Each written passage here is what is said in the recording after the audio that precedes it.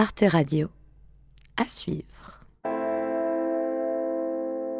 Les vieux trafiquants, les gens qui avaient un nom qui faisait partir l'héroïne en Amérique, ils avaient besoin de moi comme un patron a besoin de sa secrétaire.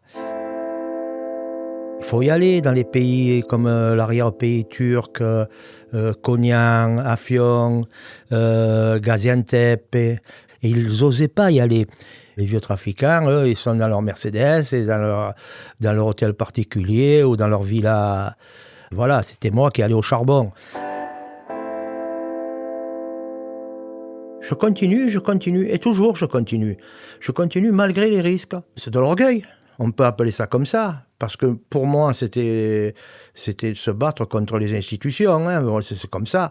Dans les années chaudes, bouillantes de la French, j'ai 28 ans. Hein. Je suis encore jeune. Hein. J'ai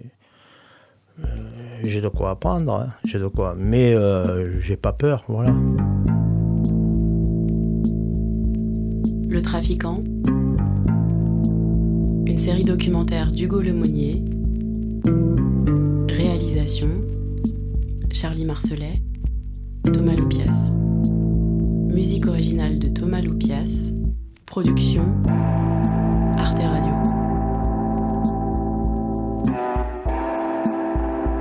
Cinquième épisode.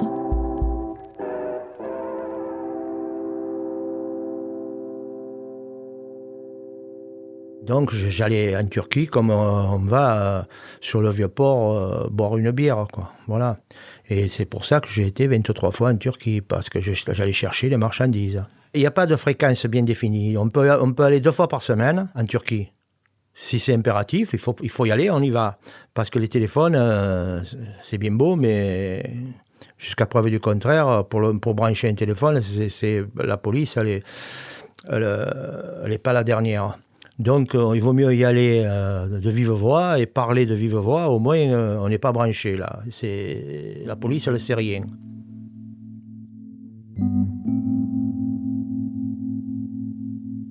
Je partais de Marseille avec ma voiture. J'allais à Rome et je garais ma voiture. Dans les rues de Rome, jamais au parking de l'aéroport. Parce qu'au parking, elle peut être, disons, repérée. Et donc, là, je prenais mon avion, un faux papier. Les papiers de quelqu'un qui existait vraiment, qui était ce qu'on appelle les vrais faux. Et donc, là, je partais en Turquie, et puis c'était pas un problème, quoi. Je revenais quand j'avais fini mon job.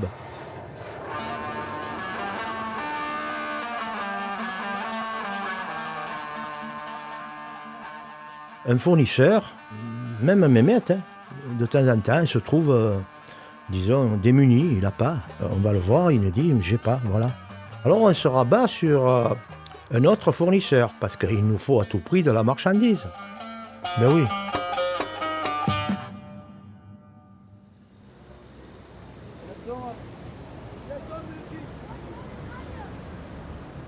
Un jour, dans une rue d'Istanbul, perpendiculaire à la place Taksim, là, j'ai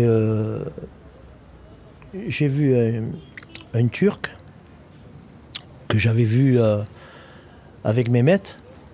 Il m'a dit, je connais un mec, mais ce type, il est pas vraiment trafiquant. C'est un braqueur. Les trafiquants ne l'aiment pas. Pour eux, c'est Tchamour. Tchamour, c'est la merde, toi. Bon, j'ai dit, présente-moi-le. Si on peut parler, moi j'aime les braqueurs. En plus, j'avais l'intention de faire un braquage là-bas à Istanbul. Ça me titillait un peu. Il me présente ce mec, un grand blond, on aurait dit un Allemand, gaillard, jeune, un acteur de cinéma, ouais, il ressemble à Robert Redford, jeune. Et donc j'ai dit, voilà, moi je suis là pour une chose, hein, je te le dis franchement, c'est pour la marchandise. Il me dit, moi, je sais où il y en a. Et je ne sais pas s'ils vont me la donner, mais c'est des gens de confiance. Si tu me donnes un peu d'argent, je vais la chercher. J'ai filé 5 bâtons. J'ai dit, ils sont perdus. 5 millions, c'est la moitié d'une Porsche, hein, c'est rien. J'ai dit, je t'attends 3 jours. Si au bout de 3 jours, tu reviens pas, c'est moi, je vais venir te chercher. Et je te trouve. Il part. 3 jours après, Charlton, j'étais place Taksim, il monte, il me voit. Il me dit, j'ai la marchandise. Et ça va. Et là, il prend la marchandise, lui, il me l'amène à Marseille, en voiture, tout seul. Il est arrivé en Italie, il a été contrôlé et tout, hein, mais il est passé bien comme il faut. Il nous mène à la marchandise, on la sécurise. Et là, on le prend, on le fait monter dans la voiture. Et on lui dit, on va te payer. On a ton argent. Mais il a une certaine crainte. Il croit qu'on va le tuer. Là, il y a une clairière, on s'arrête. On est 3. Il y a l'interprète. Il fait que l'interprète. Il y a moi, qui me connaît déjà, mais le 3e, il ne le connaît pas. L'autre, il est venu pour croquer. C'est un Arménien. Et comme il avait la haine des Turcs, qu'ils avaient tué toute sa famille en 1915, là, il a voulu rambiner l'entrée. Il dit, tu diras que sa marchandise, c'est de la merde. L'autre, il traduit, chamour, c'est la merde. Mais à un moment donné, il descend trop. Mais je ne peux pas y dire devant Esdemir. La règle générale, c'est de ne pas donner tort à un de ses associés, devant un tiers. Et finalement, on est arrivé à un compromis où Esdemir, il a été content de ne pas mourir déjà. Tout va pour le mieux dans le meilleur des mondes. Ça s'est bien passé. Tu parles. C'est dans notre ADN. Ça. Si on n'arnaque pas, ben, on meurt. Hein.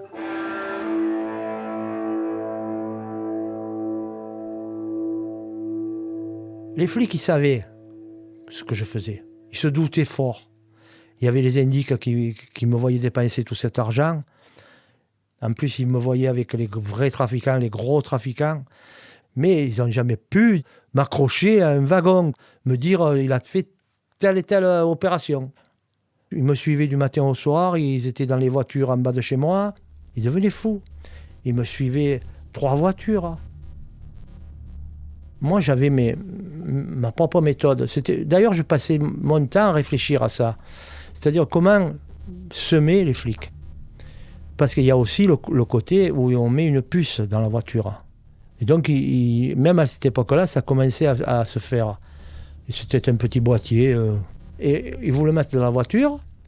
Et moi, j'avais peur qu'on me suive de loin. Et après, ils téléphonent et paf, ils envoient le filet et je suis marron. Donc, déjà, je prenais un sens interdit. Si le mec derrière moi, il prend un sens interdit, c'est qu'il est fou comme moi. Je brûlais 3 feux rouges, un derrière l'autre. Je m'arrêtais au vert, et quand c'était rouge, je démarrais. Il y a une personne qui monte à côté de moi, on prend cette traverse où il y a un pan de chaque côté. On ne peut pas se faire doubler. Là, j'en connais 100 de traverses comme ça. Je connais bien ma ville, hein, Marseille, je connais parfaitement. Mais devant nous, il y avait une voiture. Une voiture d'une femme qui... Impossible qu'elle ait la puce. Une citoyenne lambda, quoi. Nous, on arrivait, on arrêtait la voiture dans cette traverse. On l'arrêtait. Moi, je descendais, je me mettais dans la voiture de la femme partait à pied ou n'importe quoi. Et le deuxième qui était avec moi dans la voiture, il s'arrêtait, il croisait les bras et il regardait les flics. Il disait, qu'est-ce que tu veux? Mais on veut passer. Ben, tu vas passer. Tu vas passer, t'inquiète pas, tu passeras. Mais moi, j'étais loin déjà. Je les ai rendus fous. Mais moi, je m'en suis à moitié sorti, étant donné qu'ils m'ont fait payer un petit coup le jour de la mort de Pompidou, c'était le 2 avril 1974. J'avais 31 ans. Quand ils m'ont arrêté, moi, je croyais que c'était grave, hein. Mais il me parle, en garde à vue, il me parle d'un proxénétisme et de détention d'explosifs. Je comprends rien, là. Détention d'explosifs, j'ai pas d'explosifs, ils n'ont pas trouvé d'explosifs chez moi. Proxénétisme, encore moins, je sais même pas ce que c'est, cette histoire de proxénète. Moi, j'ai toujours donné de l'argent aux femmes. Et j'ai pas jamais pris un sou à une femme, moi. Donc, le proxénétisme, il était fictif. Allez, hop. Et là, ils me disent, bon, ça va, on te croit, tu vas en géole, tout. J'ai dit, il m'envoie tordu, il m'envoie à l'envers, là. C'est une connerie, ça. Je vais en géole, à 2h du matin, il me faut monter vers la nuit. Là, j'avance, ils me mettent les menottes derrière. J'avais pas les menottes devant, ils me mettent derrière. Là, j'ai dit, ça sent pas bon. Et là, après une porte, c'était tout noir, ils me mettent une cagoule, encore plus noire. Ils me font tomber, baisse la tête, relève la tête, marche à genoux, attention, il y a une marche, attention, il y a une marche. Après, je me suis rendu compte que je tournais en rond. C'est tout bidon, et ça, c'est pour te conditionner la peur. Après, on m'assoit et on commence à me frapper. Ils m'ont cassé 3 côtes. Hein. Et ouais, alors, ces explosifs, ils étaient destinés à qui? Il y a un parti politique qui a téléphoné pour toi. Moi, je criais comme une dingue. J'étais jeune, hein. J'avais la santé, je me fous, tu peux me frapper, tu peux me tuer même. Mais je connaissais, j'avais déjà été levé, tout ça et tout, je connaissais le procédé, tout ça. Tu gagnes du temps, la garde à vue. Et bon, finalement, je suis tombé là, ils m'ont mené au Baumette, comme un chiffon, hein. Ils m'ont jeté dans la géole comme un chiffon. Là, je me refais un peu une santé, toi. Et là, ils me remontent. Mais c'était le jour. Ils me mettent à poil, tout nu. Ils me mettent les menottes. Et ils ont un carré par terre avec de la craie rouge, là. Il me dit, mets-toi au milieu de ce carré. Je suis tout nu, je me mets au milieu de ce carré, dans une pièce vide. Il me vient un noir, un flic noir. Il mesure 2 mètres, le mec. Il me dit, voilà, je vais te le dire à l'oreille. Ce qu'ils vont te faire, là, c'est impossible que tu parles pas. Personne n'y tient. Il me dit, tu verras. Je te dis que ça, moi.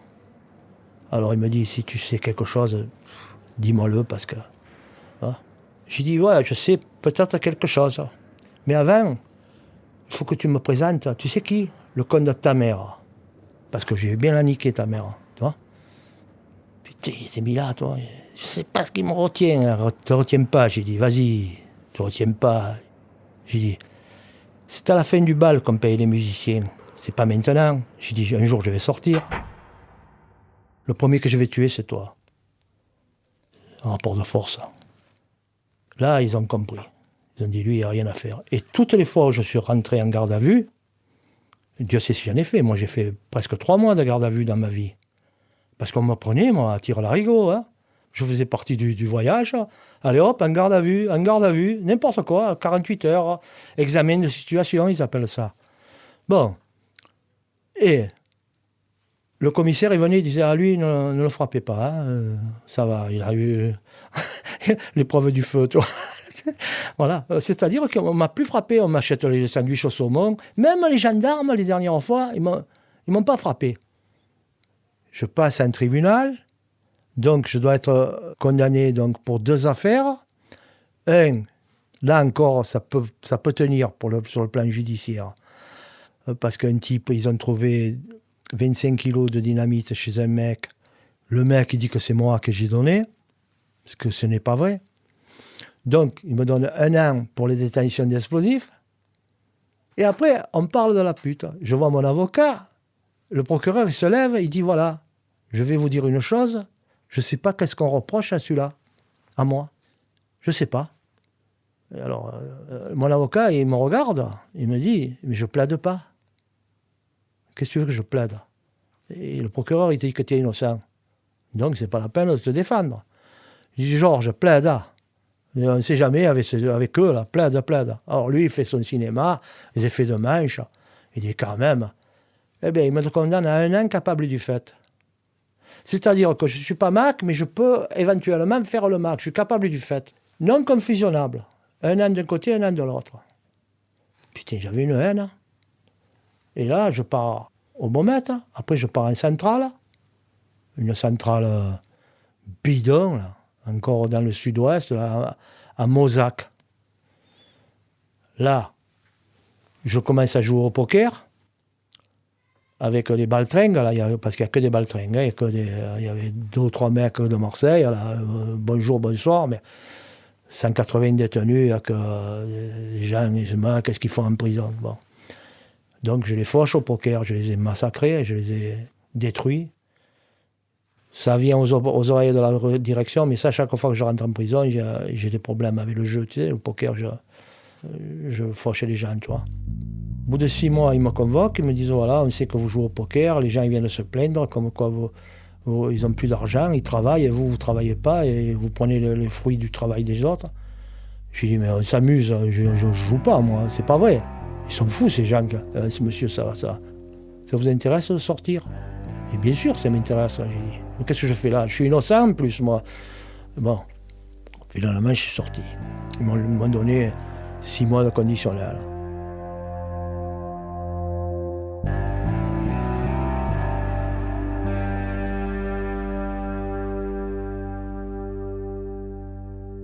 Il y a un 75. À ma sortie de prison, 1 heure après, il me vient un ami à moi. Il me dit, tiens, voilà 1 million. Il y a des amis à nous qui ont touché une grosse affaire. Très grosse affaire. Et bon, il était bienvenu. 1 million de l'époque, c'est pas 1 million d'aujourd'hui. Hein. Il me dit, mais c'est pas tout. Les gens qui ont fait cette affaire, ils veulent te voir. Ils savent que tu as la possibilité, que tu as les capacités de relancer le trafic. Ils sont les bienvenus. Les Américains sont arrivés au début 70. Les derniers qui sont rentrés en 74. C'est-à-dire qu'il n'y a plus personne qui a pris le risque de continuer à faire la drogue, l'héroïne. Donc de 74 à 76, il n'y a plus rien eu, 1 gramme, rien. Et donc, ces gens-là, ces voleurs-là, quand ils me proposent de relancer la French, j'ai pensé, on va les niquer, quoi. On va voir si c'est eux, si c'est nous les plus forts. C'est-à-dire que ce qui n'existait plus, c'est comme le phénix, ça renaît de ses cendres. Et là, à suivre j'ai pris tous les risques. sur Arte Radio.